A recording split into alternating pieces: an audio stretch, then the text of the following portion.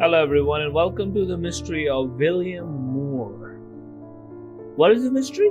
Well, I'm here just as you are to find out. Hello? Jenna, I have some bad news. My father, your grandfather, William Moore, has passed away. Oh, Dad, I'm so sorry. It's okay, Jenna. None of us are near his house, and we need you to go and make sure the house is okay. There should be a key on the front steps. Okay, I'm on my way now. That's not a response I would have if I found out my grandfather is dead. But oh well. Wait, what the fuck? What? Okay, cool. So, William Moore. Ah, yes. The Moore family. Who the hell puts the key on here, right? Like this?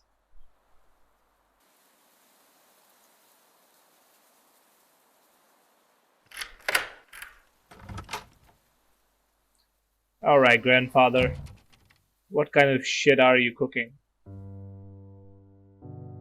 So you died. That's what I I heard. wonder what this opens. Okay.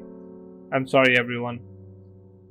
My dear friend William. Oh, I don't need to talk. It has been too long since last I wrote, and it appears my wish to see you again may come true sooner than expected.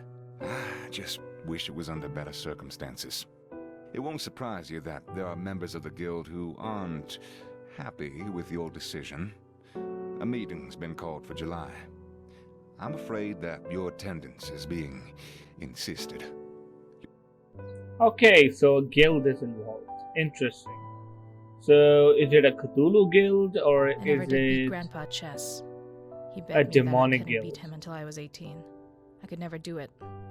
It was like he was several moves ahead at all times. Okay, cool.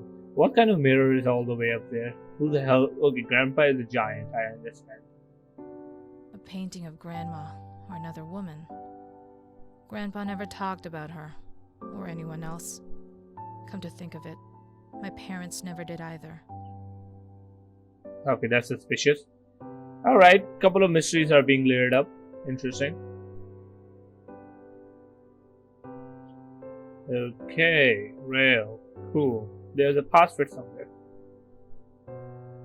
Dear William, I know this day is always hard for you, and I hope you know that I'm thinking of you. I can't believe it's already been 25 years.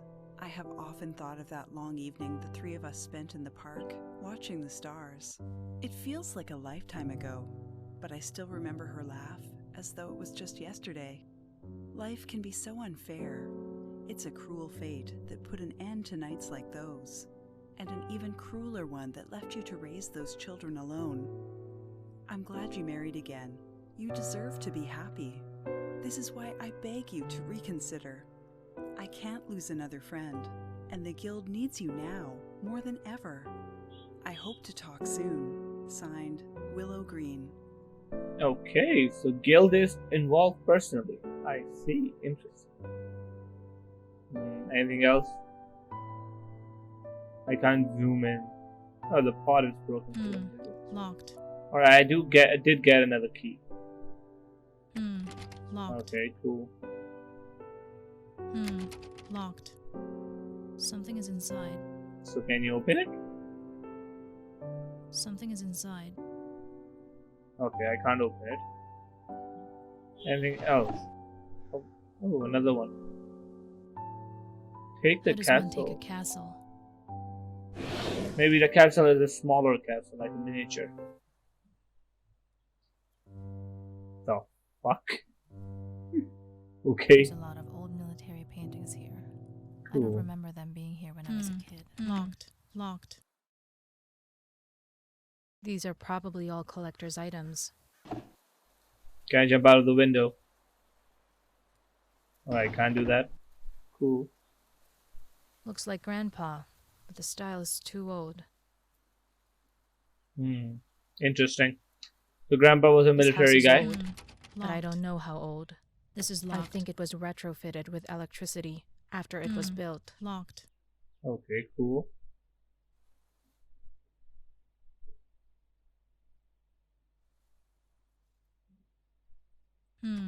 Locked.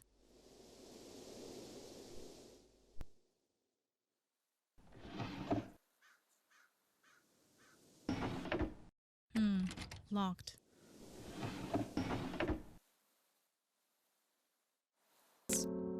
Come to think of it, my parents never did either. Wait, what?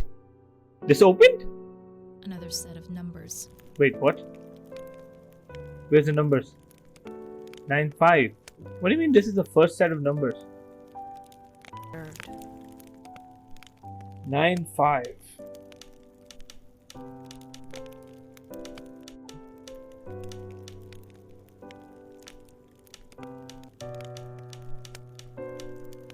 I did it. I don't know the number, but I did it. Process of elimination, baby. Ah, that's a good sound. This key must open a door. Locked. Okay. Oh, Locked. this has just become an escape room. Looks like this is locked. Okay, what about this one? No? What about this Something one? is inside. Okay, cool. Okay. Locked. Another room.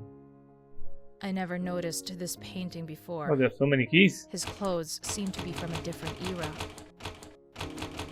All of these things are locked. Grandpa always did like the classics. What is this?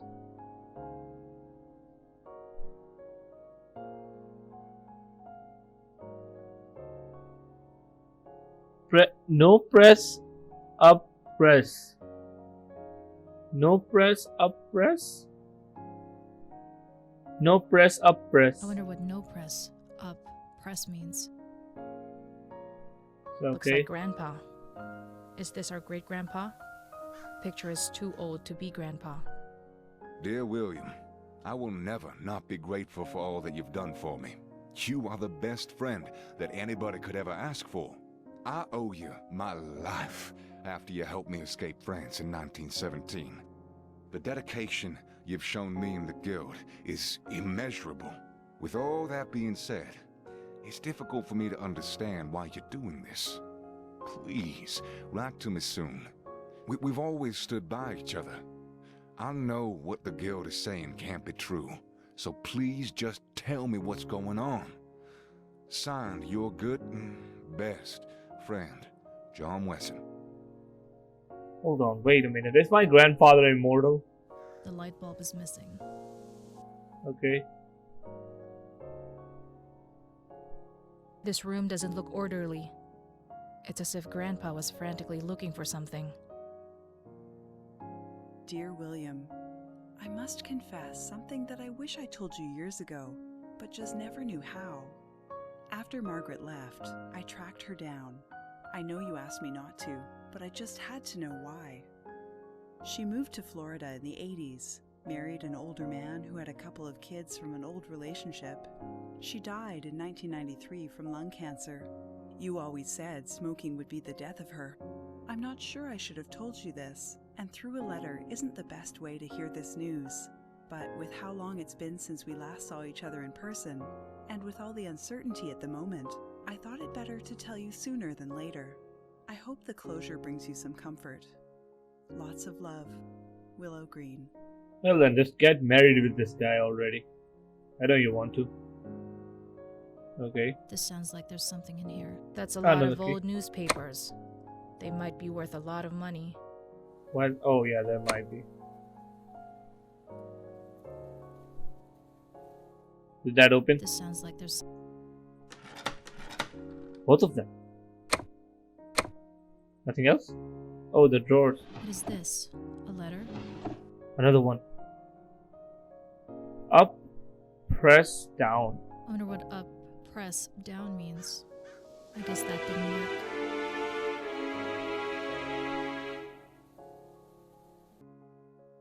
Dear William, I can't believe civilization works with all this chaos. I'll never forget when you said that. We were on a jitney in Chicago. We almost died at every junction with cars and people going in every direction and no order at all. It's a miracle that more people didn't. I think about that time when you had the idea of traffic lights. Who would have thought that less than 100 years later, almost every city across the town in the world would be using them? I know you weren't a fan of selling that patent, but the rules are the rules. You might not be credited in the history books, but you and I know that you saved a great many lives. You should make sure not to forget that. We've both seen chaotic times, but you always had a way of separating the trees from the forest. A way of noticing the pattern and disorder. I can only think of one time when you allowed the chaos in, and that was in 1952. I'm sure you know what I'm talking about. Ha! I'm glad that's behind us now. Please, write back to me soon. Your loyal friend, John Wesson. My grandpa was immortal. I was right about that. And he invented traffic lights. That's amazing. This sounds like there's. Up, down, up, press, I wonder down. what up, press, down means. Up, press, down. Let me do that first. Up, press, down. And this one was no press, up, I press, wonder what no press, up, press means. up. I wonder what this opens. I did it. Okay, so what does that A open light now? bulb. I wonder where it goes. Okay. Another key. It says kitchen on it. Oh, there it is. Alright, I'm getting Looks like somewhere. this is locked. But that's not the kitchen? Locked. Alright, the kitchen is unlocked. Looks like the house was modernized. Still feels really old though. Yeah, it's fine. Locked. The fridge is empty. The cabinets are locked, okay. A letter there.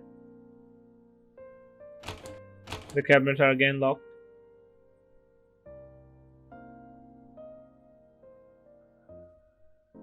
Another letter, another box. Something is inside. Alright, got another key. Nothing here. Nothing. Alright, everything else is locked. Dear William, I always wondered why you didn't want your second set of children to have access to the Ankh. It puzzled me that you could even think about keeping that from them. I must admit, there were times when I even thought it was cruel of you, but I now realize you were right. The power bestowed upon us is a dangerous one. I'm glad we've resisted its draw so far. Your children would not have been so strong.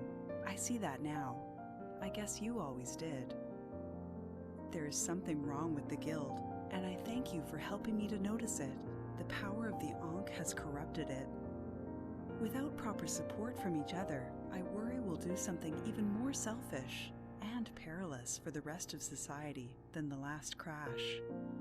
Do you remember the size of the queues for food and work? How can the actions of such a small few impact the lives of so many? We must take action to protect the world against the guild, against us. I wonder now, is membership a blessing or a curse? Signed, Willow Green. Holy shit. So the guild has been altering the fate of the universe? Seems like that. When you were finished talking to the guild in 1952, I thought they would throw you out, or at the very least, take your Ankh away. I've never seen you more upset. What the twins did was well outside of what the guild normally accepts, and they knew it. Just because they found a loophole on a technicality doesn't mean the guild shouldn't have taken action. After that, we all knew the rift in the guild's leadership started to diverge. The rift was forming for decades, and your tribunal seemed to solidify it. Now look at what it's become. Signed, John Wesson. Okay, so whatever the guild is, there's some issues with the leadership. Oh, it was this thing. Alright, what is this key for then? Okay, it's for this. Okay, this is just stupidity. Another key on the table. Wait, what? I didn't even know that was locked. So, is there anything left yet? Never talked about her. Oh, for God's sake, or of anyone course. else. This must be the key to the bathroom. My parents never did either. So, bathroom? Okay.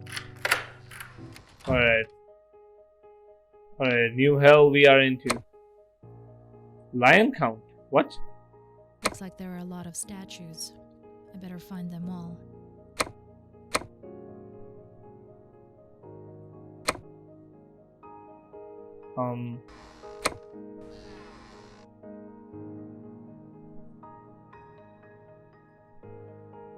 Was my grandfather a freaking giant? Half of these things don't make sense.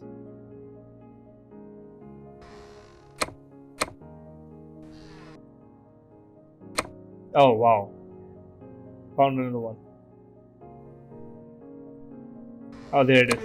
Ah, yes. So, Look, the box is unlocked. wait, this? Oh. I bet this opens up the closet door. Alright, time to go in the closet. Locked. That's not the closet, I see. Oh, this is not a closet. Oh god, no. Let's not touch it. Oh god, no. Let's not touch anything here.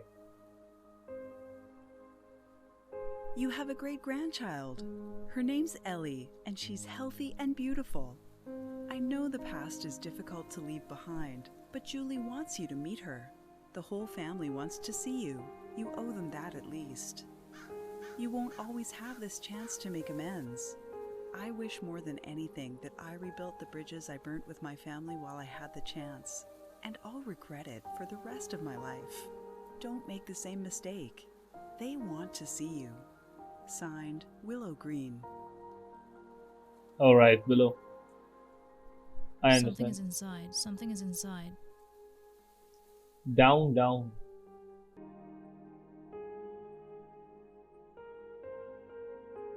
Another key. Oh, what? I wonder what this opens. Okay.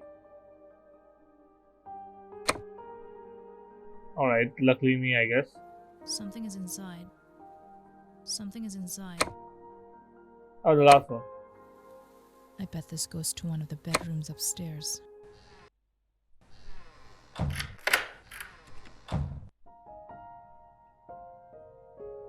Oh god, the child, it looks horrible.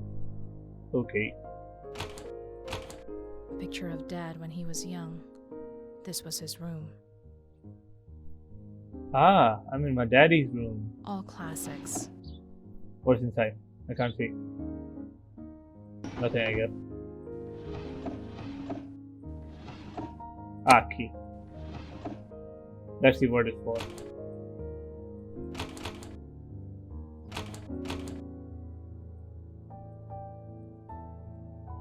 Sad I can't crouch in this game. Do you really think Jenna has what it takes to fix the guild? She's an amazing young woman, but she's practically still a child. What makes you think she'll be able to do what we've both failed? You're potentially putting her in a lot of danger. It's a huge responsibility for anybody to undertake. I beg you to think about this carefully, and please talk to me. Signed, Willow Green. Oh, so grandfather has plans for me. Ah, interesting.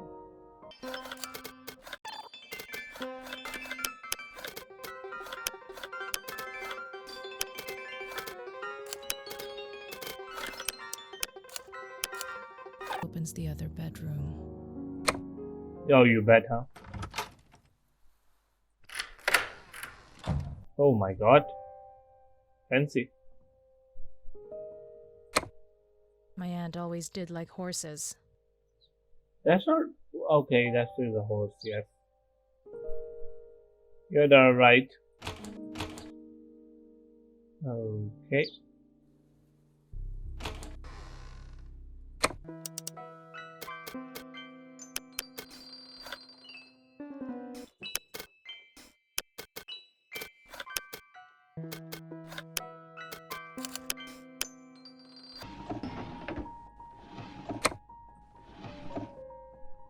Push each of the knobs in this order.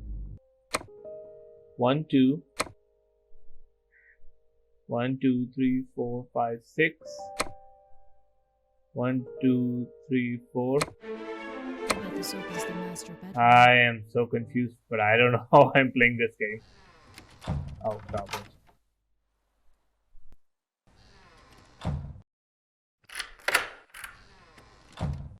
Okay, grandfather's room. Finally, we are here. Okay, now these doors. Grandpa always made his bed no matter what. Remember when the world seemed to be in a constant state of war? And starting afresh was as simple as enlisting and then going missing in action. Well, times are changing. People nowadays don't really appreciate how peaceful these times are. I worry a time will come when keeping our secrets is no longer possible. What do we do then, when the world starts to learn of the Ankh? Signed, John Wesson. No, you don't need to do anything, bro. You just need to quietly settle down somewhere and exist. This looks interesting, but it needs a record on it. Okay.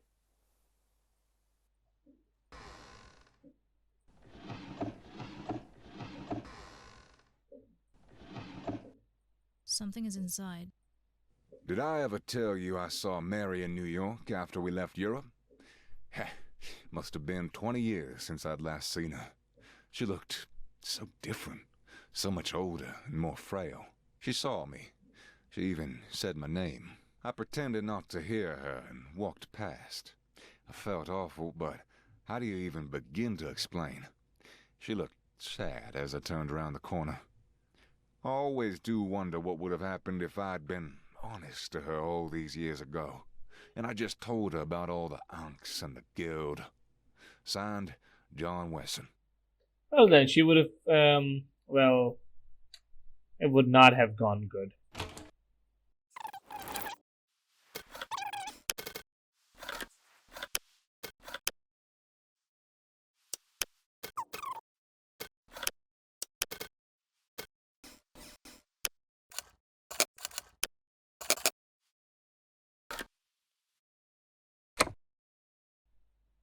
This looks like the key to the attic. You have an attic? Oh, you have an attic. Oh, I didn't notice that. It seems I have to reassemble the machine.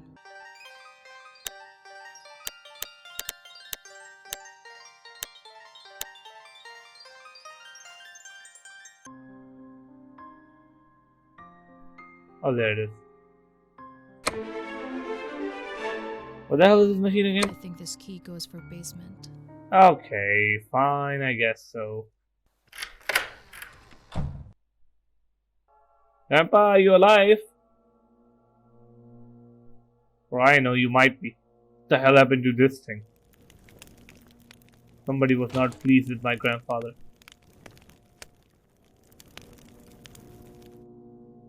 Alright, that's the complete picture.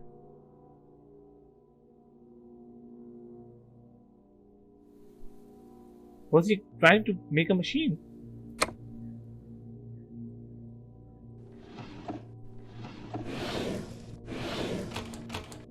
Okay, none of these open. So many chests this guy has. Dear William, it's strange to notice myself thinking things that aren't me. The lust for power the Ankh imbues in all of us is growing within me, but I'm still me enough to notice it. You have always been a calming force. I hope we can speak soon. I fear if we leave it too long, the influence of this damn Ankh will corrupt my every thought. Lots of love. Willow Green. Okay, that's interesting. So this thing is evil. If it's corrupting you all from inside out. Maybe a price to pay for immortality.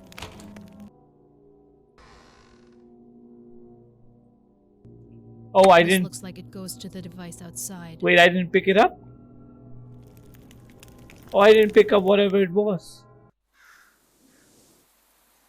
Oh, I did miss something. I bet this goes in the gramophone Looks upstairs. like there's something in the What does basement. it say? What? Am I done? Dear Jonah, Oh. if you're reading this, then I'm already dead. I'm sorry I never said goodbye to you, but I knew you would try to convince me I was making the wrong decision. What you're going to read here will sound too strange to be true, but I swear to you, Every word is entirely accurate. I've gone by many names in my time, but the name that is truly mine is William Moore.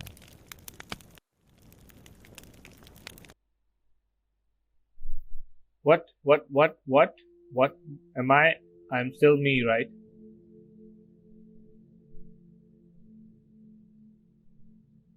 Is went to dreamland or something, huh? Okay. It's time what they say you can never truly go home. True what they say you I can was never. born in 1835 in Newcastle. It was an exciting time for the city. Buildings were being knocked down to make room for great grey stone structures. The Industrial Revolution was in full swing, and the city and its production grew every year. I saw Queen Victoria when I was 14. She visited Newcastle to open the new railway station, and everyone came to see her. I never felt the hunger pangs of poverty, but we were by no means wealthy. My father was a dock worker at the port of Tyne. The North was built on workers like him. In 1854, my life took a drastic change. A fire broke out across the city, burning down many of our friends and family's homes, and Britain was at war with Crimea. It was the first time war had ever been shown the way it truly was. Newspapers printed stories and even early photographs made their way to the UK. I felt the need to join, so after the fire, I offered my space in my house to my younger cousin and joined the army. It was here, I believe, the strange story of my life. One day, I was on patrol and stumbled down a pit, and at the bottom I discovered a wounded Russian soldier. He had been shot in his abdomen and had already lost a lot of blood. Standard protocol meant I should have killed him as soon as I saw him, but he was no threat, and he was going to die anyway. Instead of killing him, I offered him my flask and helped him drink from it. He asked my name and told me he had a nephew also called William. I don't recall his name. From his pocket, he pulled out a golden amulet. It was like a cross, but the top was curved over, and it was adorned with strange hieroglyphics that glimmered in the light. He called it his ankh and pressed it firmly into my hand. He told me a story not entirely unlike the story I am now telling you. How he had lived for hundreds of years, and that the ankh grants almost everlasting life. Of course, the rational part of me took it as the ramblings of a dying madman. But the second the ankh touched my skin, I felt indescribably different, and I knew what he was saying was true. I asked about his injury and why the ankh didn't prevent that. He explained that the power of the ankh was limited. It could only slow down aging, not prevent death altogether. He also told me I must keep it on me, or at least near me, at all times for it to work. He had a backpack with more gold in it than I could even imagine. He told me it was mine to keep, but that I had to meet the guild first, and that if I didn't, they would find me. He said I had no choice, so reluctantly. His final words were words of warning. The guild is more powerful than you could possibly imagine, he said. If you cross them, they will kill you. As he died, I closed his eyes and wrapped a coat I found in his bag over his body. I walked south toward the coastline as he instructed. The boat was exactly where he said it would be. Rowing was difficult with the gold weighing the boat down, and the fog made it hard to see the island he described. But eventually, I found it, and I found the square stone he said would be on the island's west coast. The stone was even larger than he described, a monolith facing out toward the sea. The same hieroglyphic patterns that were on the strange relic in my hand also covered the stone. As he instructed, I then lit a fire in front of it. I waited about 6 hours before I saw the flicker of an oil lantern approaching from the sea. A small vessel eventually revealed itself through the fog. 3 men came ashore, each with rifles drawn and aimed at me. I threw my arms up in surrender, but they didn't lower their guns. I repeated the passphrase the dying man told me, Pisces, Pisces, over and over again. Only then did they lower their weapons. They asked who I was, and I explained how I'd come to be here and what had happened to the man. They shared a look with each other before telling me to board the boat. That was the last thing any of them said to me for a journey that lasted days.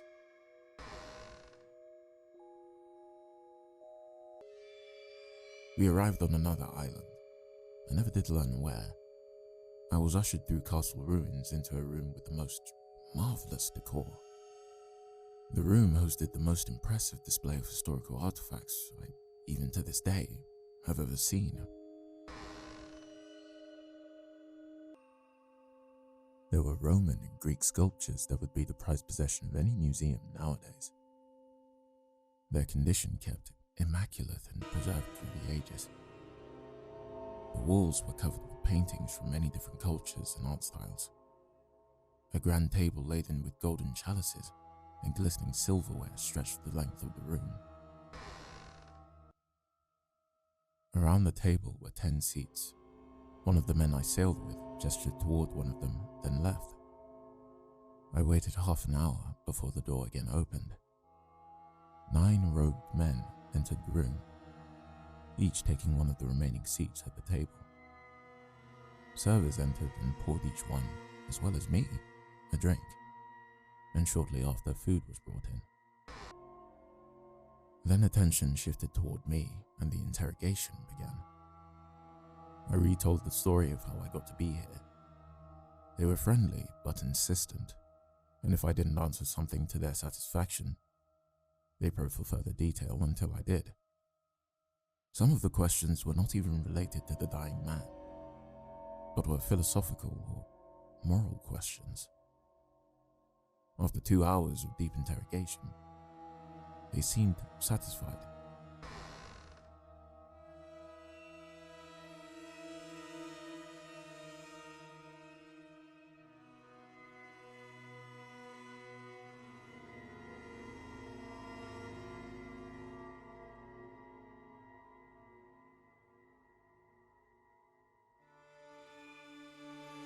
The guild had lasted for millennia, they explained. The council, which I was sitting in front of, was the highest form of decision-making in the guild, and was comprised of its 9 oldest members. Some members had even been on the council for over 1,000 years.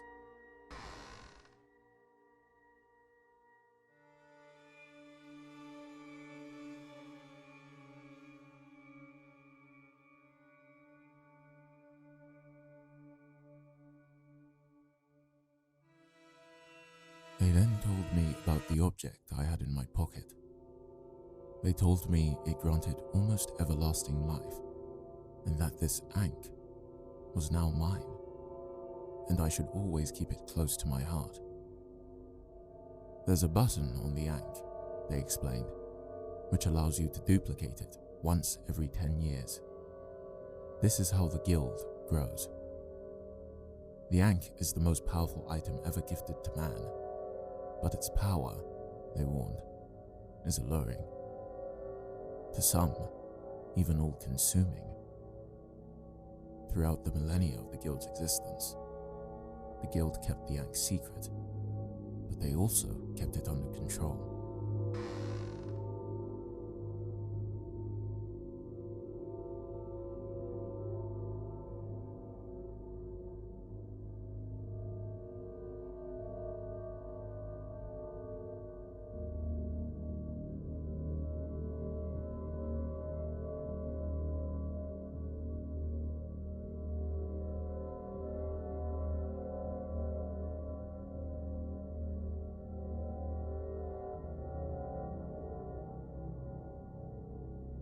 Many people became corrupted by the ankh. Its power corrupted thoughts, turning otherwise kind, caring people into thoughtless, selfish monsters, intent only on self-gain at the expense of everybody else. They had a name for people who were beyond saving from its influence. The Crows.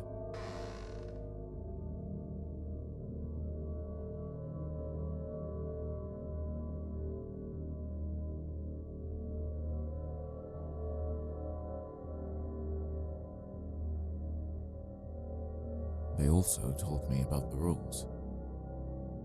Most of them, understandably, had to do with avoiding attention. The secrecy of the guild and the power of the Ankh was the most important thing, and the lengths they would go to maintain this secrecy were violent and excessive. If I wanted to get married and have children, I had to have my wife approved beforehand. They told me I had to change my name, that I could never go back home, and that I would never see my family again. The punishment for doing so, they said, was death. I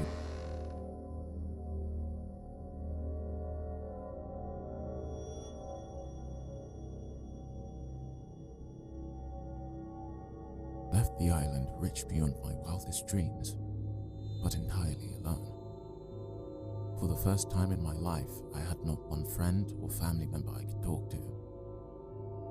I emigrated to New York and spent the next 20 years learning from the guild. I learned how to invest and how to stay anonymous. I met my lifelong friends, John Wesson and Willow Green, both members of the guild themselves.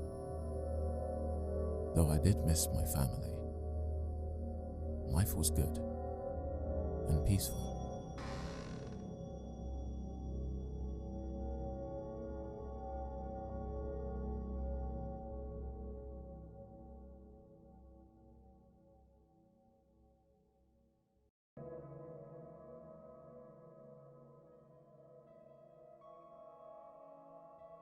In 1878, I met Emma.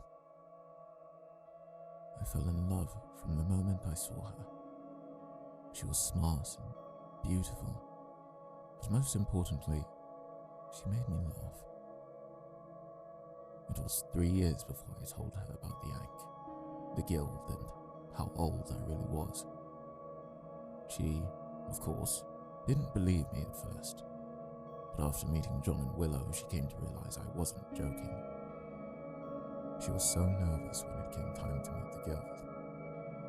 I always knew I wanted to marry her, but with the guild and the life consequences of joining, I took it slowly.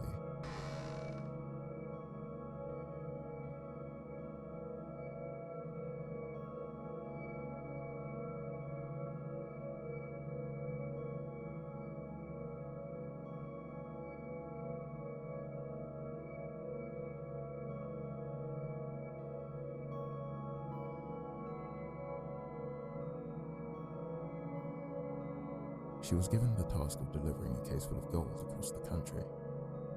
She was told the value of it and promised that it was entirely untraceable, and that, if she wanted, she could leave with it forever and there would be no repercussions.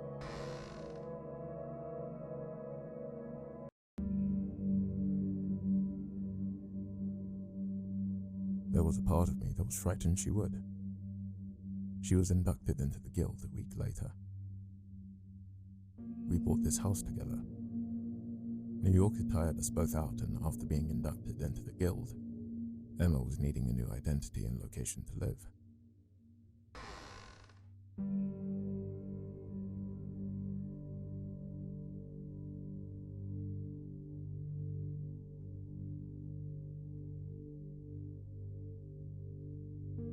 Life with Emma was perfect. She continued to make me laugh, and every day I was excited to discover something more about her. I felt like the luckiest man in the world, knowing that this dream I was living would last for hundreds, possibly even thousands of years. You probably wouldn't believe it, but this house was new once. The estate you see around you now, with its modern brick buildings, noisy children and cars on every driveway, was once our humble farm.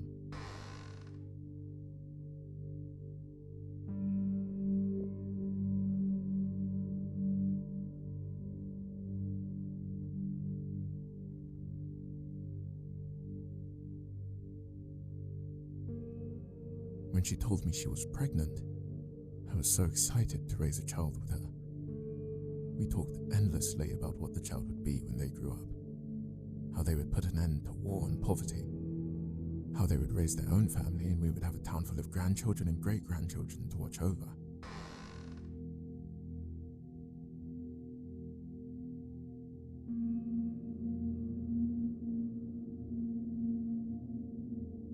She died during childbirth in 1895.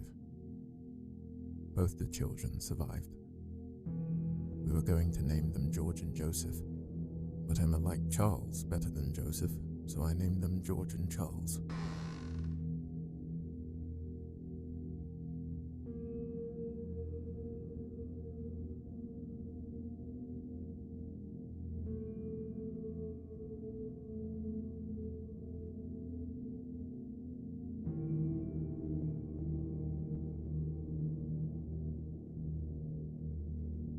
It was hard, raising two children on my own.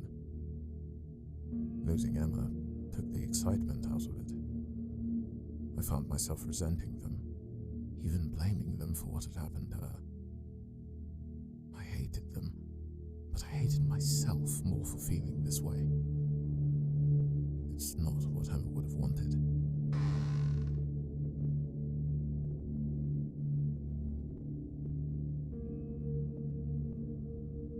I neglected them and buried myself in work as a way of distracting myself from losing her.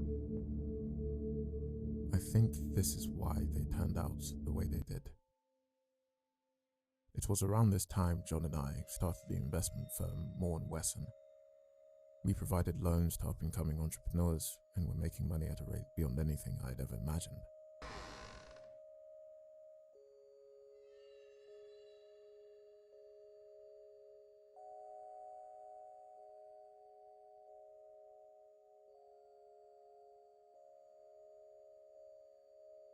At the outbreak of the First World War, John and I decided to enlist. The things that were happening across Europe, how could we do anything but join? The twins were old enough to live without me, so I sold my shares of the company, left them both with a small supply of money and gold, and hoped to never see them again. John had mastered the art of forging documents and created fresh identities to use after the war.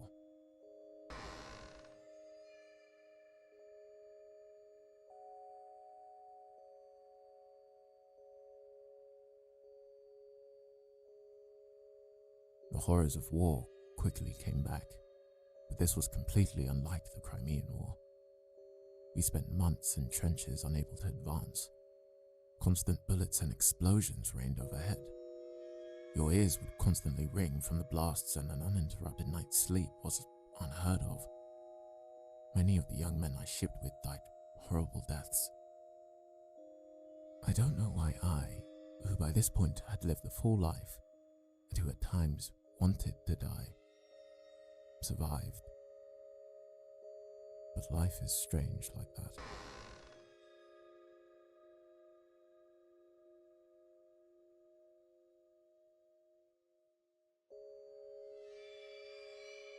When the war was nearing its end, John and I faked our deaths and returned to America.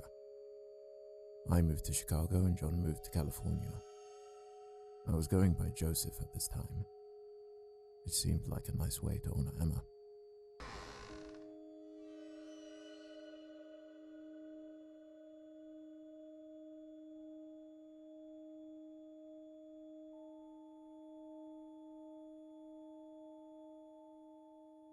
Moore & Wesson had become a national bank by this point. There were branches in most cities across the country, and would you believe it, there right at the front, above the counter in every branch, was a picture of John and I. People often commented that I looked just like William Moore, and I'd always reply that he's old enough to be my father.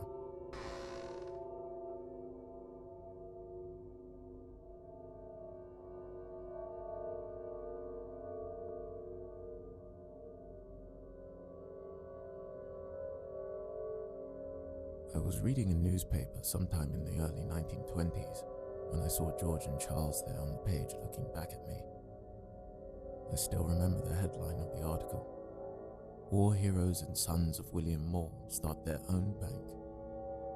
Their bank continued to grow throughout the 1920s, becoming one of the top banks in New York. Their names became household names, and I wouldn't even hazard a guess at the money they were making.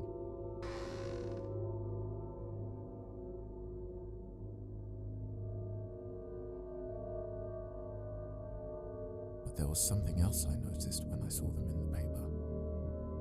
Something worrying. They looked exactly the same as the day I left them. Young men approaching their 20s, not adults aged by life and war. I knew instantly they had used the Yank. I wrote to John asking if he knew about this, and he agreed to look into it for me. The guild had a way of knowing when an Yank was duplicated, and it turned out that my Yank had been duplicated in 1913. The guild made contact with them the same year, and they were inducted before the war started.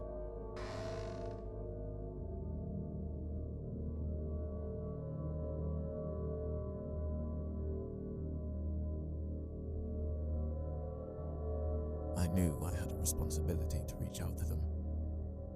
I was nervous, afraid they would hate me after running away. But knowing they had joined the guild meant they would at least understand. John and I flew to New York in February of 1929. He made an appointment to meet them at their huge office in Manhattan. The conversation was tense. They were upset that I kept the guild from them, that I ran away to maintain the secret.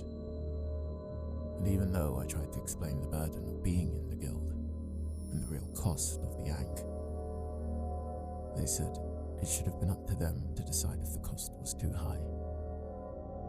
That stripping them of that choice was selfish.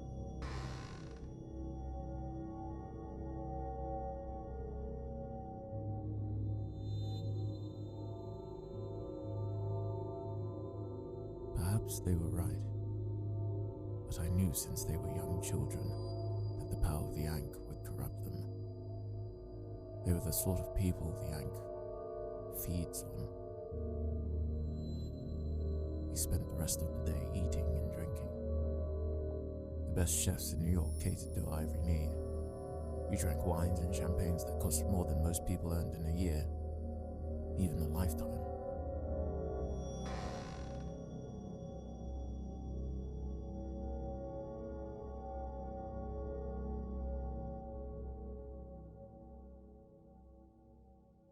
George and Charles had chosen a life of opulence. They wore it well, as if they had always been part of the elite. I asked how they knew about the Yank. It turned out I hadn't been as good at keeping secrets as I thought. They discovered some of the correspondence I had over the years, and, of course, weren't entirely blind to the fact I hadn't aged. They found the Yank one day while I was asleep and duplicated it. I should have done more to keep it secret, but how do you keep a secret like that from your own family?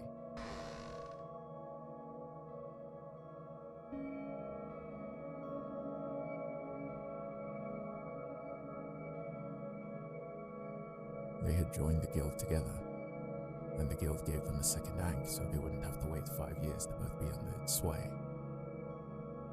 I don't know how they passed the test. They must have lied through their teeth.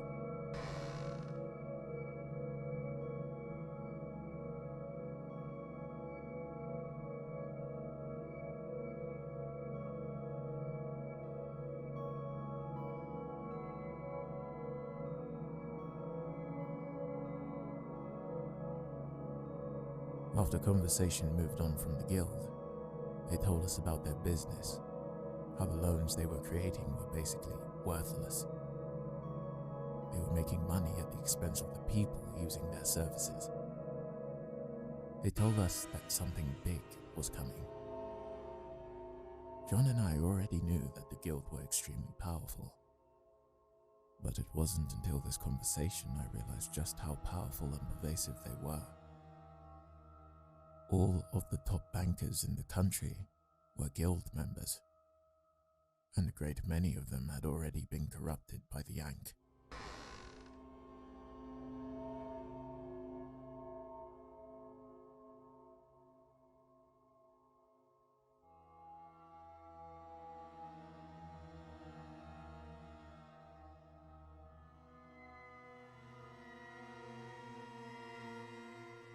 The market, they said, was overvalued and a crash was inevitable, but unpredictable.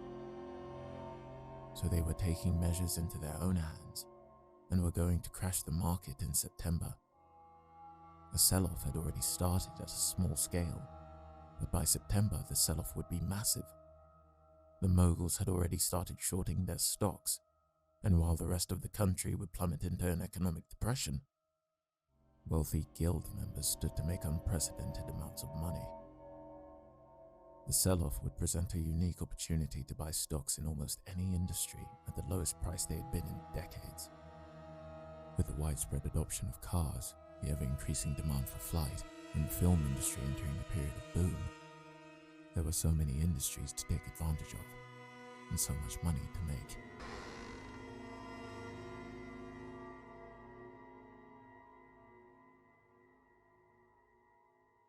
John and I were shocked.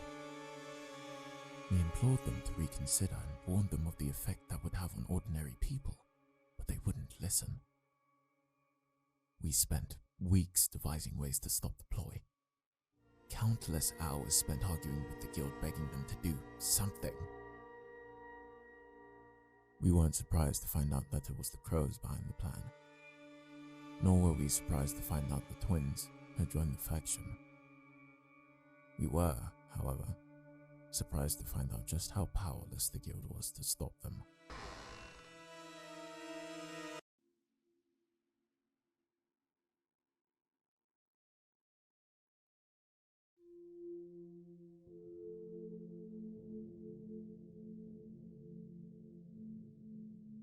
Realizing the crash was inevitable, John and I did all we could to mitigate the impact. The loan company we had started some 15 years earlier was now a national success with a huge number of employees. The owners were still the same ones we sold to back in 1917. I sent a package to them telling them the stock market will collapse imminently, that there was nothing they could do to stop it, but that they could limit the impact on the company by selling their investments and leaving the stock market. A few days later, I saw an article that Wesson & Moore had sold some of their ventures. They called it a restructuring.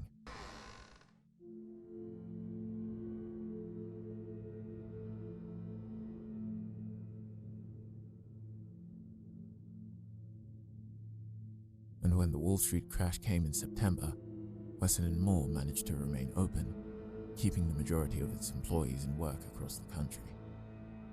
It was a small victory, but at least we felt like we did something. During the height of the crash, the twins faked their death by jumping out of their office window. Suicide was commonplace for Wall Street investors in the period. A part of me wishes they really did jump. After what they did to the country and the rest of the world, they really deserved to carry on living. And not only living, but living a life of luxury, with more money than most people could even dream of having.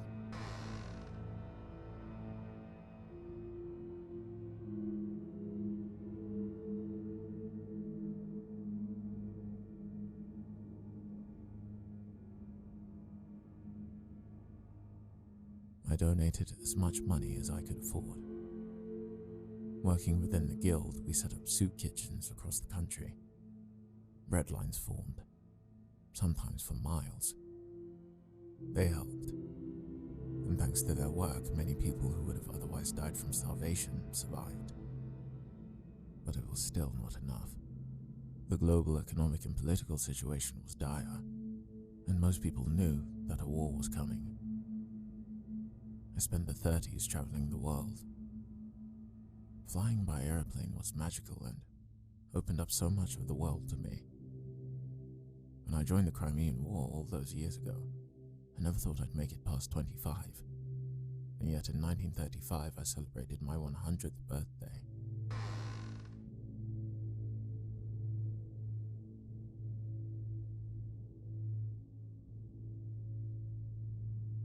The global economic and political situation was dire, and most people knew that a war was coming. I spent the 30s traveling the world. Flying by airplane was magical and opened up so much of the world to me. When I joined the Crimean War all those years ago, I never thought I'd make it past 25. And yet in 1935 I celebrated my 100th birthday.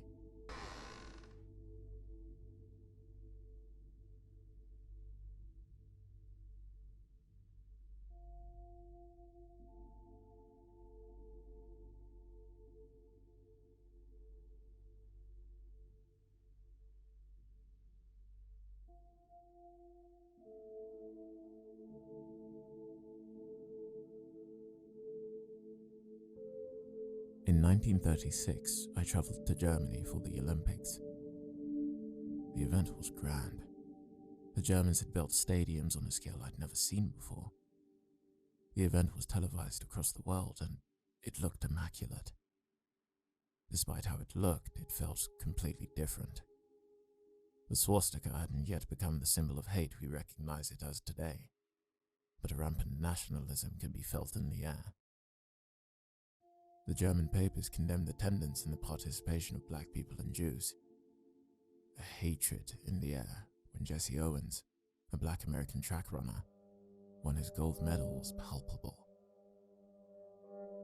I felt afraid for him in those moments, and knew the tension I felt would erupt into something much bigger.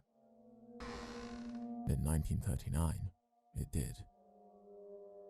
When Pearl Harbor was bombed and America was forced into the war, I sold my house and contacted John, letting him know of my intentions. It was the third war I had fought in, and seeing how much war had changed since Crimea terrified me. Young lads were being butchered. But war was no longer isolated to just the battlefield. It was felt at home. The news told me of the decimation in London and Coventry. My home country, which I always loved, was being destroyed. After the war was over, John and I moved to Seattle. I developed what we now call PTSD, but back then we called it shell shock. I couldn't sleep at night, and my days were filled with flashbacks. If I heard a loud noise in the street, like a car backfiring, I would duck for cover and walk in, flooding back. I drank a lot. It helped me forget, and sometimes I would even pass out and get some sleep. John helped me a lot too. He was always there to talk to me. He understood, even if he wasn't dealing with the same issues himself. Living forever became lonely, and I needed to share life with somebody else. So in 1952, I married Margaret. Margaret brought back a joy in my life I had not felt since I lost Emma. She was funny, kind, and ambitious. She lived every day like it was her last and wanted to leave nothing undone. She passed the guild's test without issue, and we were looking forward to spending a long life together.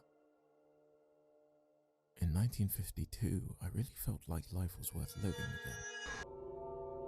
I moved back to New York, into the house I had purchased so long ago. It felt like home, familiar in an unfamiliar time. I really appreciated what I had in those years, and I also appreciated all that I had seen, and what had changed in my long life. Technology had come so far. There was still the part of me that grew up with oil lanterns that thought of it all as magic. We had 2 children, your aunt, Rose, and your father, Frederick. I loved both of them so much. I felt a connection with them I had never felt with the twins. Life was blessed until Margaret started to change. She started drinking more. She became detached and depressed. Medication didn't help. If anything, it made it worse. Made her numb to the good times, but still she absorbed all the bad. I knew it wasn't her. was corrupting her. I did all I could. Spoke to everybody I could in the guild to find a way to fix her, to bring her back to herself. But nothing worked. The guild took her away one evening. I fought against it, battling old friends as they came through the door. But they overpowered me. I never saw her again. Explaining to the children what had happened to their mother was one of the most difficult things I've ever had to do.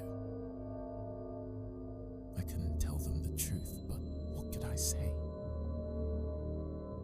I told them she died. John and Willow helped fake her death and organized a funeral. I made my decision shortly after that. I couldn't let my children use the Ankh. It had destroyed Margaret, a woman full of life. It had ruined my relationship with my first two children, and it had caused immeasurable amounts of damage to the world. I made the difficult choice to not let them know about the guild.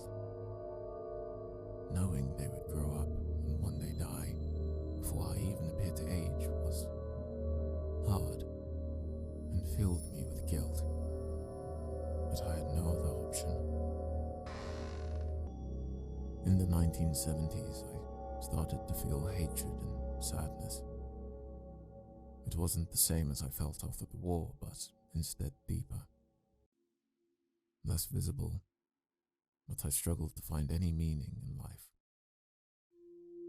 Over the next 30 years, it just got worse and worse. In the 1990s, my grandchildren were born. I should have had many grandchildren by now, but these were the first that I was aware of. When I saw you and your brother, I felt such love and adoration. But I couldn't feel happy. It was a strange feeling, seeing these new faces that I loved more than anything, but still having the pit in my chest grow. I feigned many smiles, but could never force a real one. I tried everything. Doctors, medication, even therapy. None of it worked. Eventually, sometime in late 2010, I decided that it was time to let go. It felt like I was completely shut off from humanity. I have lived a good, long life. I've seen the world, seen mankind at its best and at its worst. And I've seen technology advance beyond what even the most ambitious thinkers dreamed it would ever be.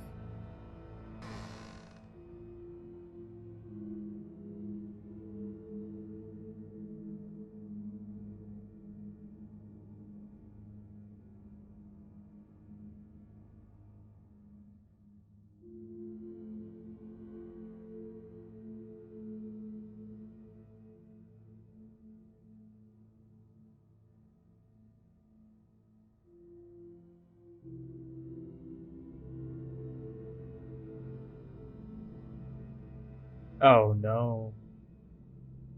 Do I have another choice? Can I just not take it?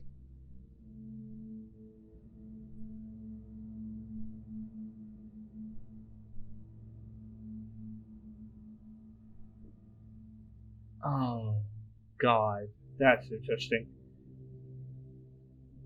So, if it was me, personally, I would have taken it. I wouldn't have minded. I would have taken it. But morally speaking, as I'm playing the role of this character, I will destroy it. As from a family standpoint, this has been plaguing my family for a long time. I just will destroy it.